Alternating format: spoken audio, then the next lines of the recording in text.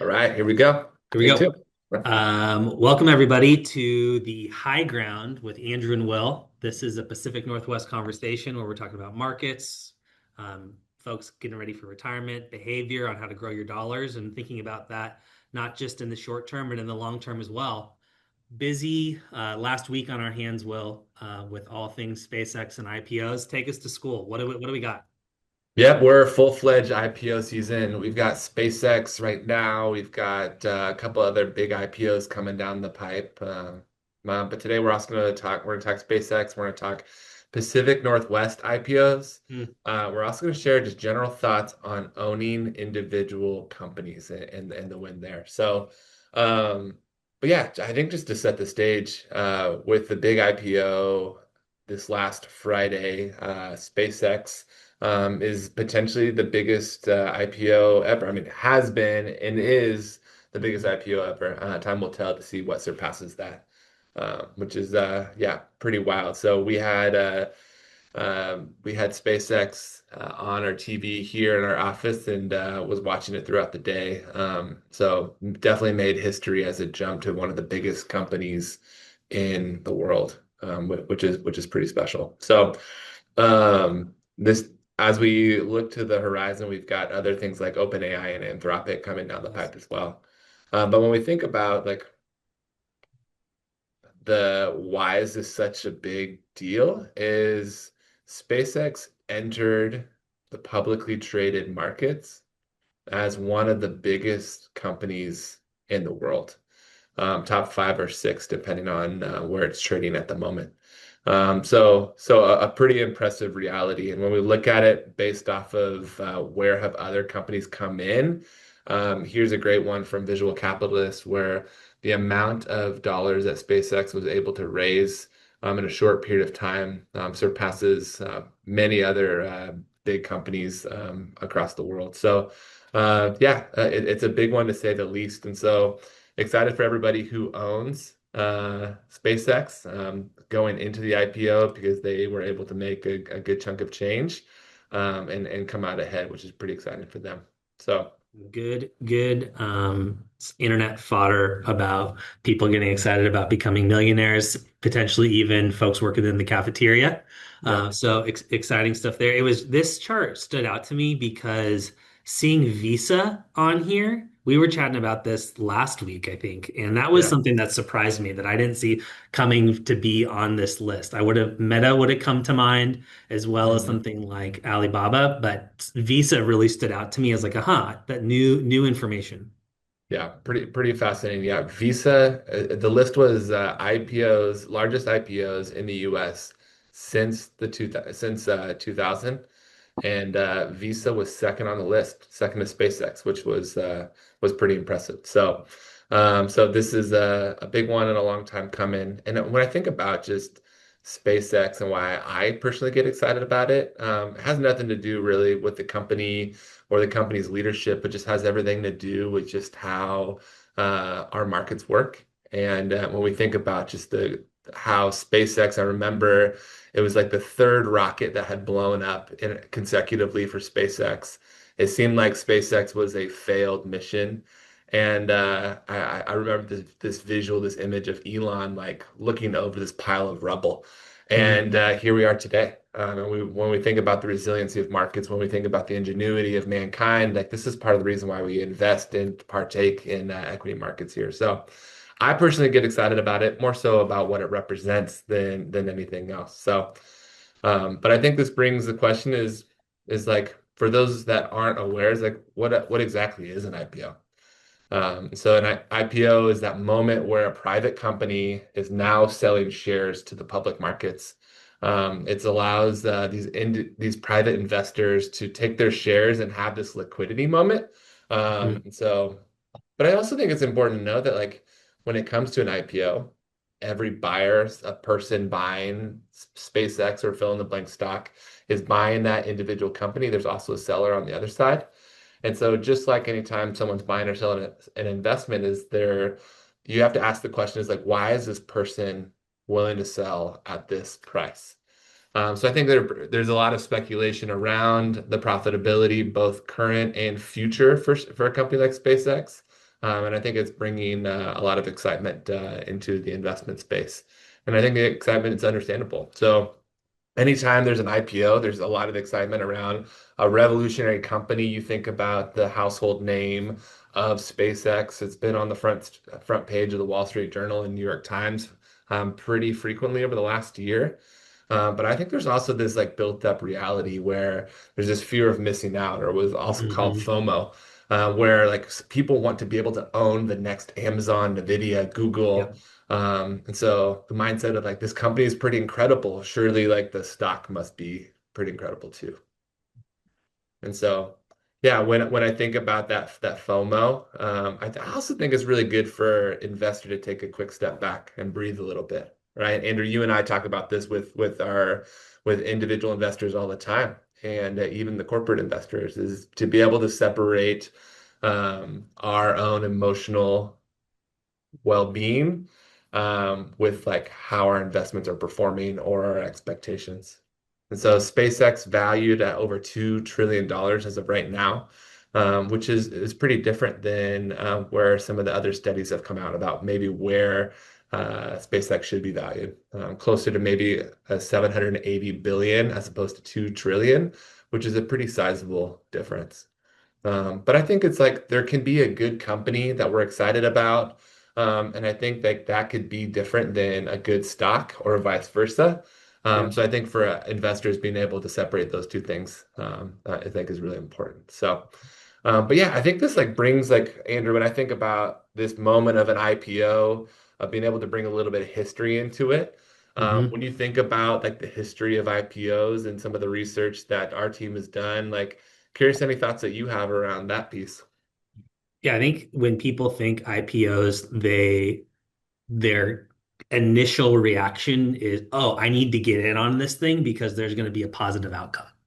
And what's interesting, and we'll link to this in the show notes, there was a research paper done by Professor Jay Ritter out of University of Florida, and basically it's saying that here's your general stock market, let's call it S&P 500, and more often than not, the average IPO is going to underperform the market by 20% over the first 3 years, which is surprising.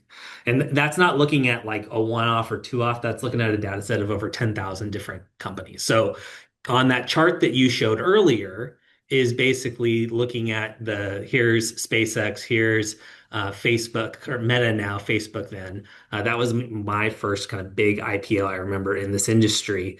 And what's interesting about that, using Facebook as an example, is if you look over the first 12 months of Facebook existence, it was down 30%, stock market up 30%, which is kind of this, I don't think, I think when people I got think a chart about, here to show you. getting, yeah, exactly, getting in on that, on the early portion of that, just with all the excitement that was coming with Facebook at the time, I think that most folks' guess would have been very different than what that experience was. So can IPOs be positive? For sure. I think that from a narrative and just a perspective side of things, I think just people having realistic expectations about what that first year is going to look like. So I think we have another slide just listing a bunch Yeah. of IPOs and ultimately like what was the drawdown of those IPOs during the first week, month, 3 months, all the way out to 12 months.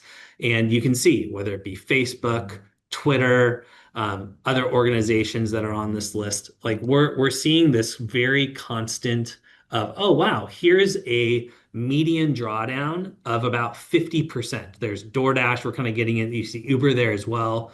But it's not similar to traditional investing. Those who are maybe buying SpaceX shares early on, I think having a game plan about what that looks like in terms of, okay, if if am I putting a few $1,000s or 100 shares, whatever it looks like, and what does it mean if I see SpaceX go down 50%? Am I in this in terms of a pure like long haul perspective? Or flipping it, what happens if I see SpaceX go up 25, 30, 35%? Am I just in this am I selling that? But having that perspective early on about going into this with clear expectations and understanding like what's normal. So I think Yeah. that this chart does a really good job of putting that into perspective.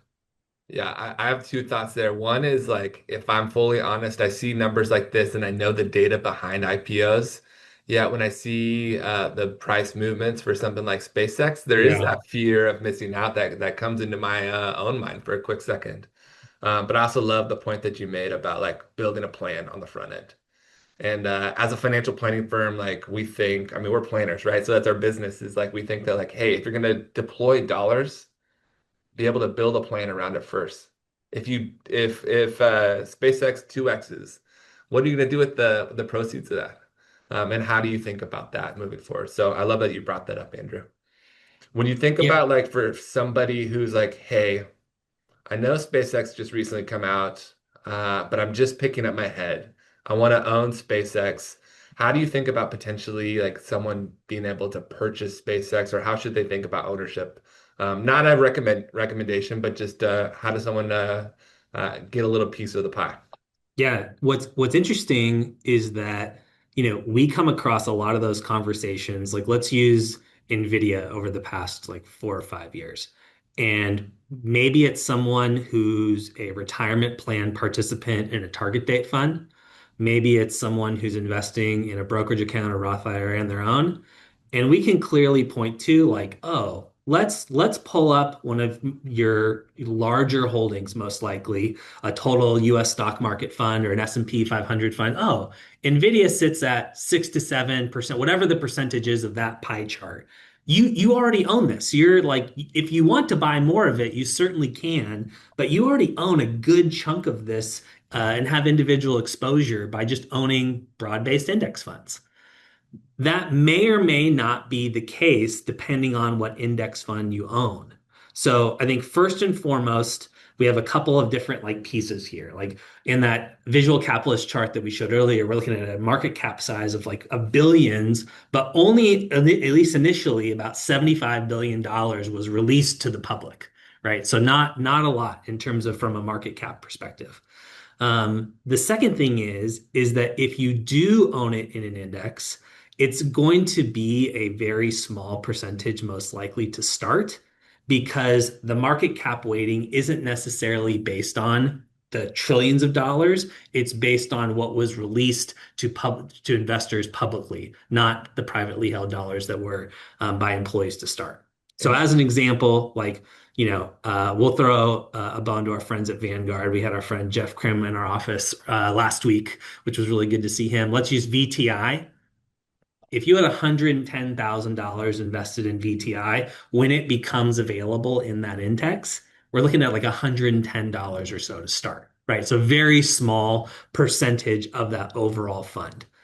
So, will that change over time? Absolutely. But I think that that's just something to be aware of early on, where if your goal is to say, "Oh yeah, I own SpaceX," your index fund provide and the benchmark that it tracks or index that it tracks may not necessarily own that right away. It's gonna vary depending on the fund or index that you utilize. Did you get a sense? It wasn't like 5 days after the IPO process that Vanguard was going to add it to the index, which would place it at this week or next. Is that right? Yeah, so we're looking at, let's use VTI as our example. We're looking at, yeah, 5 days after. So June 19th, post 5 trading days, we're looking at it's going to have that expected weight of around 1% or so.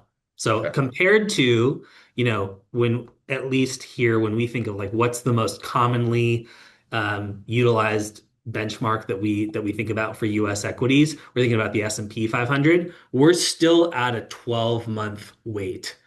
They did not adjust their rules, at least up to the recording of today. But so we're at a ways off to be able to have that owned in that fund or in that benchmark. I'm glad you brought that up because I think I probably had three or four people over the weekend alone, like text me or ask me about that the controversy around S&P 500 maybe changing the rules and making a test case for SpaceX. So I'm glad you brought that up. So moral of the And not story only is, for SpaceX too, Will, but for OpenAI and Anthropic as well. I mean, I think that people are like these organizations are recognizing that, oh, we might have some issues around some of the largest companies in the world, potentially like not being included in these broad-based funds. yeah. I think it's a good call out. And I mean, I think part of the reason why like this is like caught, I think even the indexes off guard is like as we shared before, like these are some of the biggest companies that are ever going IPO. And so for such a big company, it's like what do you do with something like this? But I think it just shows a little bit more of the process behind the scenes for what goes into the selecting of funds within an index, which I think is a good awareness for everybody. Yeah, no doubt. So. Andrew, I feel like there's been a lot of like interest in the IPO space, a lot of talk, a lot of like news feeds blowing up regarding these conversations. When you think about like the backyard barbecue, right? So we had some graduation parties going on right Yep. now. Yep. We've got summer barbecues happening. If I want to sound intelligent and I'm just around the barbecue with some friends or some family, what are some Hmm. terminologies that maybe I should throw out there or be knowledgeable about to maybe just sound smarter than I actually am. Can I want to get your take on this. Yeah. I was at a barbecue this weekend. Okay. They went pre-cooked pulled pork in the tins as opposed to actually barbecuing in the moment, like in the aluminum foil. And I thought that was a huge win. I'm Interesting. pro. It allowed the hosts to actually interact more, Okay. not have to cook during, and still have everything. What are your thoughts on pulled pork at a barbecue as opposed to actual grilling dogs and burgers potentially? I feel like I mean, with 4th of July around the corner, Yeah. like I want an all-American dog You or want you want burger. you want a ballpark, I Frank. know. I also have a 5-year-old and a 9-year-old old at home, and so like we all know what they want instead. So They want okay. but I do like the simplicity of just being able to like for the host to be able to prep everything ahead of time. But I also think that there's some great job security if you man the grill or like is to be able to like let everyone know I'm wearing my Yeah. apron, I'm out at the Yeah. grill ahead of time. I think there's some importance there. So I would go the traditional route, but I love that you found an option The, there. So the mix up all and the right, pulled but pork I'm was at really my good. barbecue. Okay, you're there. Okay, so here we go. So you're talking to maybe it's a birthday party, maybe you're graduate, someone's graduating or pool party. Let's talk about float. So Okay. float is just the percentage of the total shares available to the public. So when we Okay. talk about that, 1.75 trillion dollar valuation, float is we're talking about that 75 billion that's available Okay. to the investing public. We can't participate in the fullness of SpaceX from the shares that are available. That will change over time, right? As Okay. as shares become available. So, So key point, shares available, float, everything else still privately held, yep. and those to delineate those two things. Okay. Yeah, where those are oftentimes like locked up that might be becoming available Okay. over time. So then I'd say another one. So if people are still if you kind of have some eyeballs like post that you see like some ears from some other conversations, Yeah.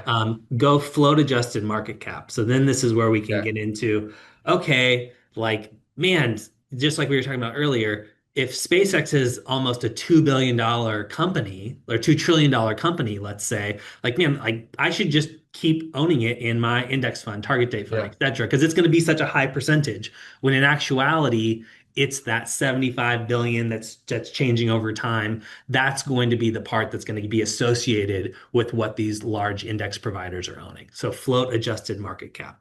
Okay. I feel like even if you say that, but forget the definition of that, you're not only going to win the barbecue, but you're going to sound pretty smart in the And process. then you just need to put a price target on it and then be right, and then you're good to go. Love it.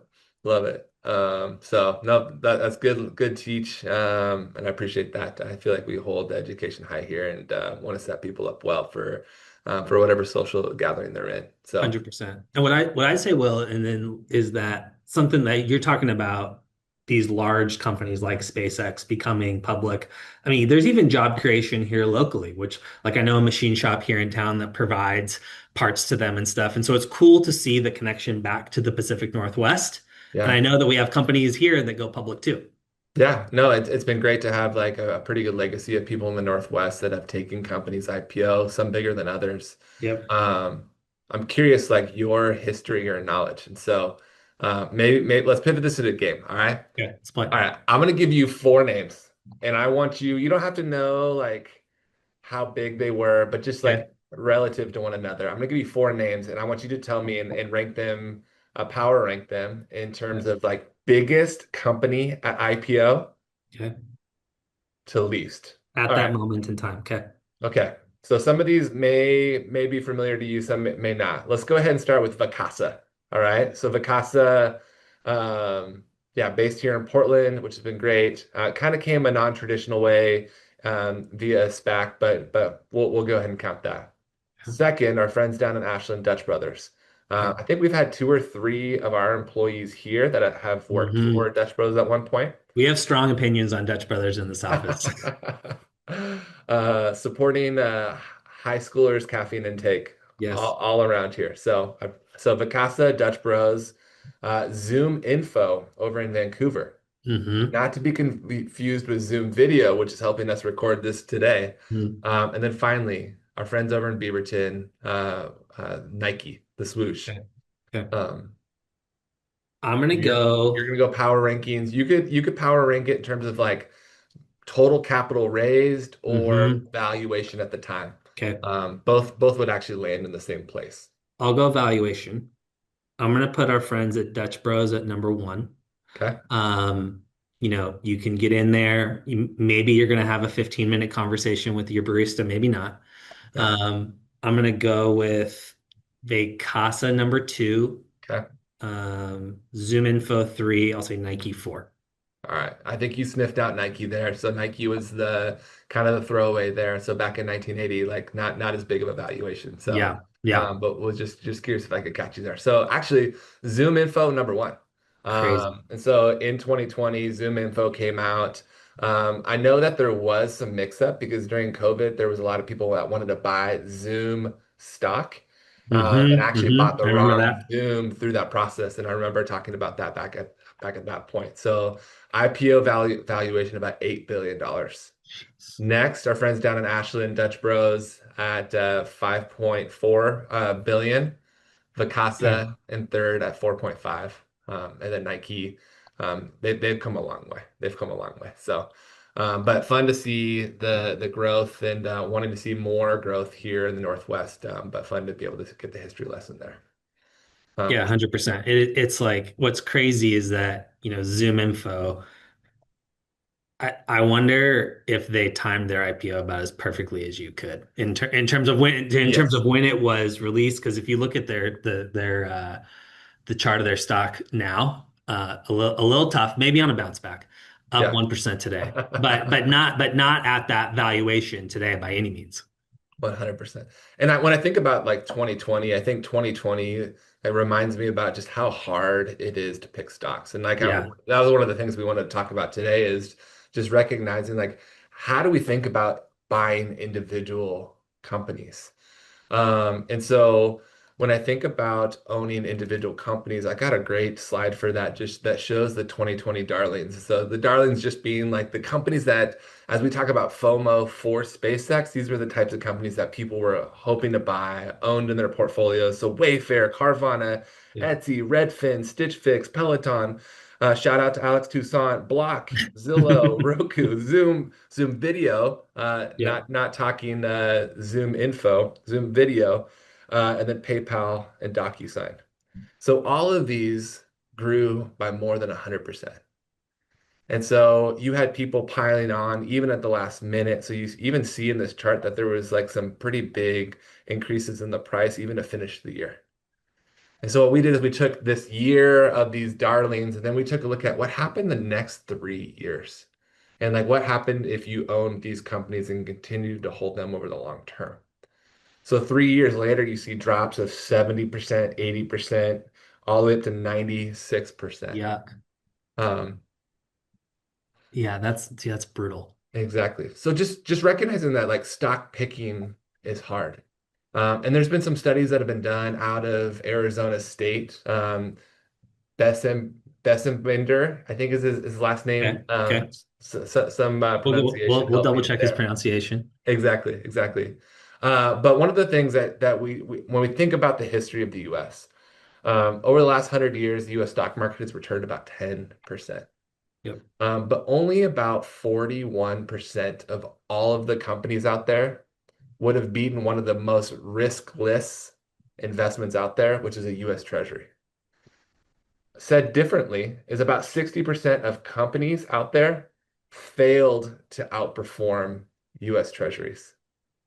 So So like if you're someone out there's your there, starting point. Yeah. that's your starting point, right? Is like 60% are not going to beat one of the safest assets out there. And in fact, only 46 companies of the nearly 30,000 companies in the US stock market um, were the companies that created nearly half of all the shareholder value that we see today. So 46 out of 30,000. And so just shy of 4% of companies generated most of the stock market's wealth during that period of time. So it is truly a needle in a haystack. Hmm. Um, and so Jack Bogle, sometimes referred to as John Bogle of Vanguard, which if you're a listener and you haven't listened to the Acquired podcast Very about good. Vanguard, highly would highly recommend it. One of his sayings is like, don't look for the needle in the haystack, just own the whole haystack, which this is right up his alley here. So. But all that to be said, the data would tell us owning and picking stocks is hard. The SpaceX IPO makes it challenging to not try to pick I stocks know. one way or the other. But at the end of the day, it is a few investments, a few companies that have driven a majority of returns. So, And I feel like that our short-term memory will is just like, oh, here's like SpaceX feels like companies we mentioned earlier, NVIDIA, mhm, Amazon. It's like, oh, we get calls or have planning conversations with clients that are like, oh man, I should have totally bought Amazon 10 years ago, X amount of years ago. absolutely. It's that grass is greener. It's that, history feels so easy when you're looking backwards. And even still, it becomes so challenging to own companies like that. Mhm. Absolutely. And I think about like the NVIDIA, right? Yep. And like when I think about the path that NVIDIA took to get to where they are today, so 5,000 times gains. So a Pretty good. 5,000 bagger, even hard to say, right? That's right. Um, is we see that what did it take to get 500,000% increase? Well, you'd have to sift through a lot of periods of downturn. Like this chart doesn't share the whole journey that someone would need to take. It looks like it looks similar to SpaceX, just a nice little rocket launch there Hmm. in 2020. But in reality, someone would have had to navigate some pretty sizable downturns, up to 90% drawdowns just after 2000 there. And so, said differently, if somebody wants to be able to capture $500,000, 500,000% gain, they would have to be able to hold on tight through the peaks and the valleys. As we look here, the percent off high that it would take that NVIDIA had to fall just to get back up to where it was. NVIDIA maybe let's look at a different case here. So Amazon, a different story. So Hmm. Amazon, you've got Jeff Bezos selling books out of his garage here. But then a few different times we see these larger drops here, which look like blips on the radar based off of all of the subsequent gains. But during the time, you would have had to lose more than 80% of your portfolio, and if you were still able to stomach the ride on the back end, then you've come out pretty far ahead. But when I think about like we think about 2020 and some of those stocks that rose pretty sizably and then fell off, like how do you know if Amazon is just one of those companies back then? You don't, You right? don't. And so I think that just brings some more clarity just around the reality that like picking stocks is hard. And so once again, as you were talking about buying some portion of SpaceX and building a plan around that, is I absolutely think that individual companies have a place in someone's portfolio, in someone's financial plan. It just requires building a plan, and oftentimes building a plan before you push buy, because it helps with the back end decision of when do you push the sell button as well. So I think the lesson here is that it isn't a question of like does stock picking sometimes work or never work? It does work sometimes. The lesson here is that the market's biggest winners are incredibly difficult to pick in advance. So yeah, I just wanted to share that just as our segment about like behavior, thinking about the process here for an investor navigating through this world of stock picking, investments, fear of missing out. Yep. Um, Yeah, especially in this landscape of, I don't know, post 2008 world that we're in right now, like returns feel pretty good. yeah. Generally speaking, even though we've had corrections, they've been pretty quick. And so I think that it's easy to kind of get caught in this position of like, oh yeah, I'll just like try this, I'll buy this, I'll do it. Like we use the phrase golf is hard. Picking stocks is hard. Both Health is both easy. I both don't are know what you're hard. talking about. Both are hard. Yeah, both are hard. Andrew, you didn't Okay. know this question was coming towards you, Okay. but in the world of IPO season, Yep. you have to spend $1,000 on one of the three IPOs: Okay. SpaceX, Anthropic, OpenAI. Okay. You cannot sell that stock hmm for 5 years. What stock hmm are you partaking in? I'm going to use a bad methodology, but because I want this outcome, because I use it the most. Um, Advice isn't this is probably bad advice where it's like, oh, what's the thing? Like I'm going to use Uber. I'm going to buy Uber because I Uber places. I'm Yeah. going to go with Anthropic because I think Claude makes sweet charts. And and I'm gonna go that route. What would you do? I love it. I think OpenAI has gotten a lot of flack. My hmm guess is it will hurt their valuation when they go IPO. My Yep. guess is they're probably the third of these three companies that does follow through with their IPO. And so purely from a valuation standpoint, I'll take the risk with OpenAI and potentially being able to buy in at a little bit more of a devalued state. And I think that's the thing with Value play in IPO world. value Not a play in lot. You don't hear IPO. that too frequently. But I think that's the thing with all of these IPOs, and there's just so much excitement wrapped up in these individual companies. Yep. And a lot of times, like the valuation is much bigger than the underlying metrics of like Mhm. looking at the cash flow of those companies and their profitability. And so you're starting off at such a higher place with all of these companies. And when you showed that chart of what happens in that first year after the Mhm. IPO, after some of that excitement disappears, what eventually happens? I think that's one of the most challenging parts about getting really excited about one company, knowing when to get in, knowing when to get out. So Okay. uh, We I, can we can we can track that, and that can be a little wager between the two I of us like how we that. I do. like that. We'll put something on the line. But yeah, I think this is a fun season for investors. I know we get pretty nerdy here in our office, and so hopefully this helps bring some clarity to our listeners and watchers out there. Um, Absolutely. but yeah, Well, one of the things go I'll ahead. go for it. I This was is just saying the one high of the things that ground. we like to end like on our podcast is just like making local recommendations. Yep. Um, we love to serve people here in our backyard, and so we want to be able to serve some of the businesses, companies, places that we know and places that we love as well. So this part of the segment is something we're enjoying, exploring, or recommending around the Pacific Northwest. And so, Andrew, I don't know if you and I have the same We one. do. We We do. do. We have the same one.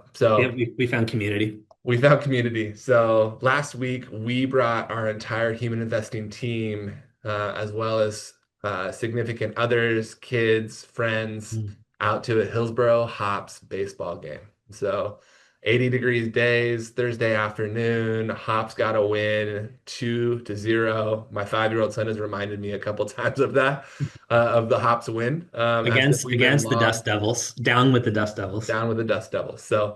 Um, so Hillsboro Hops, yeah, good food, good time with community. Great to see our staff outside of business casual here in the Mhm. office, and with some Cracker Jacks in hand. So it was a good time by all.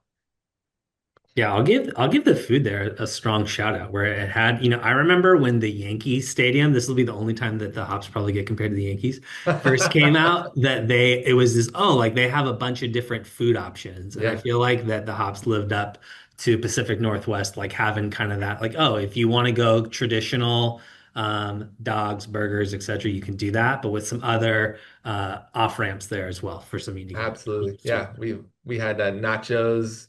I saw. a Hawaiian Bowl, definitely Hmm. a lot of shave ice amongst the kids. But yeah, so it was a good time and would recommend anybody to go out and see the new stadium as well. It was my first time in the new stadium, Yeah, so same. It was sweet. go Hops. So, all right, guys, appreciate you all listening in. Andrew, good sesh. Okay, good sesh. All right, we'll talk soon. See you guys Take next care. time.